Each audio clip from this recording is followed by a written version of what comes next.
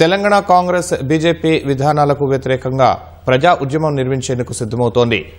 ఆర్థిక సంక్షోభం, నిత్యావసర వస్తువుల ధరల పెరుగుదల, నిరుద్యోగం, పరీక్ష పేపర్ల లీకేజీ వంటి అంశాలపై దేశవ్యాప్తంగా ప్రజా ఉద్యమం చేపట్టాలని ఏఐసీసీ నిర్ణయించింది.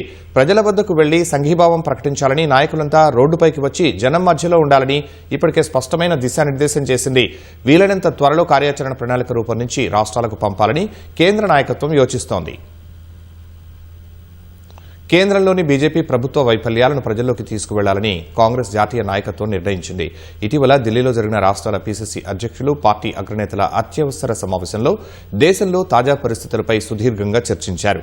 ప్రధానంగా నిరుద్యోగం, పరీక్ష పేపర్ల లీక్, పెట్రోల్, డీజిల్, ఎల్పీజీ ధరలతో పాటు నిత్యావసర వస్తువుల ధరలు భారీగా పెరగటం వంటి అంశాలపై ప్రజలు తీవ్ర ఇబ్బందులు ఎదుర్కొంటున్నారని పార్టీ అభిప్రాయపడింది. ఈ అంశాలనే ప్రధాన అస్త్రాలుగా చేసుకుని కేంద్ర ప్రభుత్వాన్ని నిలదీయాలని నిర్ణయించింది.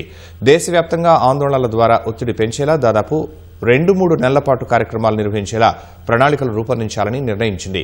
వీలైనంత త్వరగా అన్ని రాష్ట్రాలకు ఈ మేరకు సమాచారాన్ని పంపించాలని ఏఐసీసీ తీర్మానం చేసింది. అందులో భాగంగా ఉద్యమం నిర్మించేందుకు రాష్ట్ర కాంగ్రెస్ శాఖ సిద్దమవుతోంది.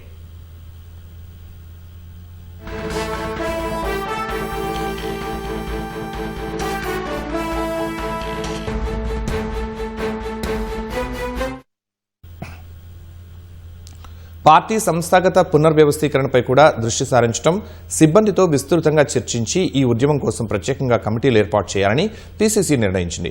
రాష్ట్రంలో పార్టీ ఎక్కడెక్కడ బలంగా ఉంది, బలహీనంగా ఎక్కడుంది అన్న అంశంపై కూడా ప్రత్యేక దృష్టి సారించనుంది. పార్టీ నిర్మాణం, ఎన్నికలు, ఎస్సీ ఎస్టీ ఓబీసీ సాధికారత, రాజకీయ వ్యవహారాలు, సంస్థాగత బలోపేతం వంటి అంశాలను పరిగణలోకి తీసుకుని ఏ విధంగా ముందుకు వెళ్లాలన్న అంశంపై వ్యూహాలు రచిస్తోంది. రాష్ట్ర, జిల్లా, బ్లాక్ స్థాయిల్లో తరచూ సమావేశాలు నిర్వహించి నాయకుల మధ్య సయోధ్య కుదర్చాలని పార్టీ నాయకత్వం యోచిస్తోంది. సామాజిక న్యాయం లక్ష్యంగా అన్ని స్థాయిల కమిటీల్లో ఎస్సీ ఎస్టీ ఓబీసీ మహిళలు, యువతకు తగిన ప్రాధాన్యం కల్పించాలని ఏఐసీసీ ఇప్పటికే దిశానిర్దేశం చేసింది. పార్టీ కార్యక్రమాలను గ్రామ స్థాయి వరకు విస్తరించి క్షేత్రస్థాయిలో ప్రజలతో అనుసంధానం పెంచడమే ఈ నిర్ణయాల ప్రధాన ఉద్దేశమని పార్టీ స్పష్టం చేస్తోంది.